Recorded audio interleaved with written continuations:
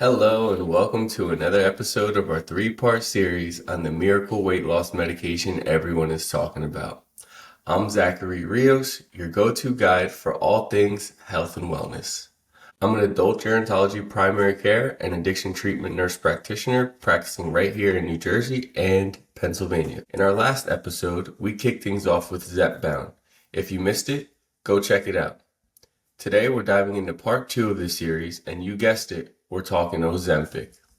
Before we get started, don't forget to like, follow, and share if you're enjoying these episodes. It helps more people get the info they need to make empowered decisions. And a quick shout out to today's sponsor, Rios Enterprise, empowering patients with the care they deserve. All right, let's get into it. Today we're going to be discussing what Ozempic is used for, how you use it, the doses for Ozempic, who Ozempic is for, side effects that you should look out for, as well as insurance costs and some reality checks. So without further ado, let's dive right into it. Ozempic is more than just a buzzword on social media.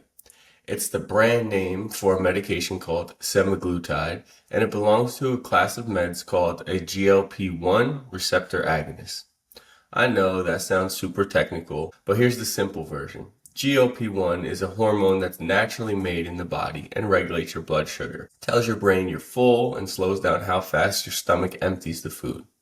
Semaglutide mimics this hormone, giving your body a little boost to help lower blood sugar and reduce appetite.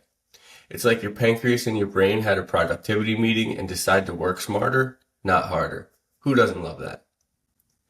Now, let's talk about how you actually take this thing.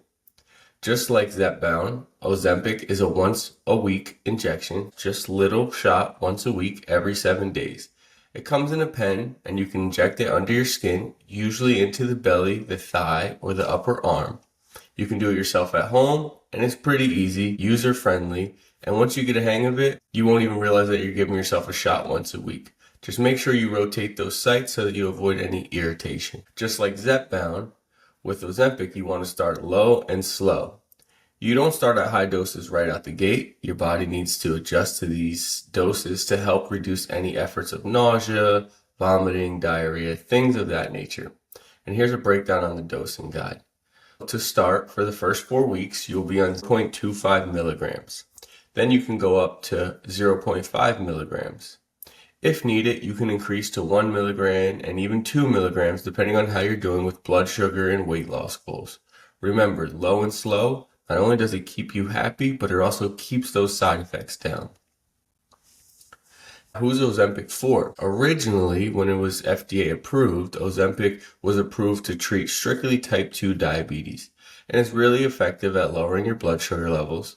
It's also great at reducing the risk of cardiovascular events like heart attacks in people with diabetes. But here's the twist that they found when they started giving people Ozempic. Doctors started noticing weight loss as a pretty big side effect, and one that many patients were not complaining about.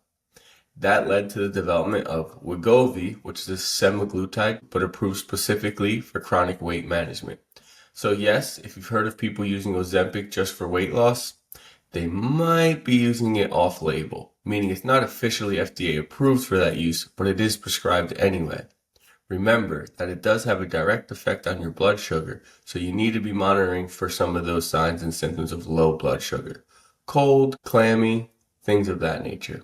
So, let's talk side effects, or turbulence, because no one likes that. Real talk, Ozempic can work wonders, but it can also make your stomach do jumping jacks, or flips, whichever one you prefer. The most common side effects. Nausea. This one's not too bad, especially if you're losing weight. Some people let it go by the wayside. Vomiting, that's when problems start to occur. Diarrhea or constipation. Some fatigue due to the blood sugar decreasing. Bloating, burping, and of course, decrease in appetite. But who's really complaining about that one? Now, one more serious side effect. Some people can develop pancreatitis, and while it is very rare, it's no joke. If you even get severe persistent stomach pain just once, especially radiating to your back, you need to go get that checked out very fast. The one that everyone I'm sure has been waiting for. What's that number on your wallet going to be? So Ozempic can cost over $1,000 per month without insurance. Yes, that's right, $1,000 a month. But if you have type 2 diabetes, that's never good news, but for Ozempic, that's good news because most commercial insurance plans and Medicare Part D will cover it. If you're using it off-label for weight loss, things get a little dicey there. Insurances may not cover it unless you meet strict criteria, like having certain BMI and related health conditions or comorbidities. Also, check out the Novo Nordisk savings card. It can help reduce costs if you qualify. Now pay attention because there is a black box warning. This part isn't fun, but it's important. Ozempic comes with an FDA black box warning, thyroid C-cell tumors, including a rare type called medullary thyroid carcinoma. So if you or someone in your family has a history of medullary thyroid cancer or a condition called MEN2, multiple endocrine neoplasia syndrome type 2, Ozempic is a no-go for you. Watch out for symptoms like a lump in the neck, hoarseness, trouble swallowing, and let your provider know if they pop up as soon as they do. Now, is Ozempic right for you? So, is Ozempic a miracle drug? For some, yeah, kind of is. It can dramatically improve blood sugars, help with weight loss, and even protect your heart. But remember, it's not a quick fix or a replacement for lifestyle changes. It works when combined with a healthy diet, regular movement, good sleep, and a strong support system, including your healthcare team like your primary care or your endocrinologist. Talk to your provider. Don't just follow the trends. Your health journey is unique, and so is the right plan for you. With that being said, that's a wrap on today's deep dive into Ozempic, part 2 of our 3-part series on weight loss medications. If you're enjoying these episodes, hit that like, follow, and share button and help us spread the word on safe, informed healthcare. Next time, we'll be wrapping things up on this 3-part series, so stay tuned. I'm Zachary Rios, and this has been the Miracle Med series brought to you by Rios Enterprise, empowering patients with the care they deserve. Stay curious, and I'll see you on next episode.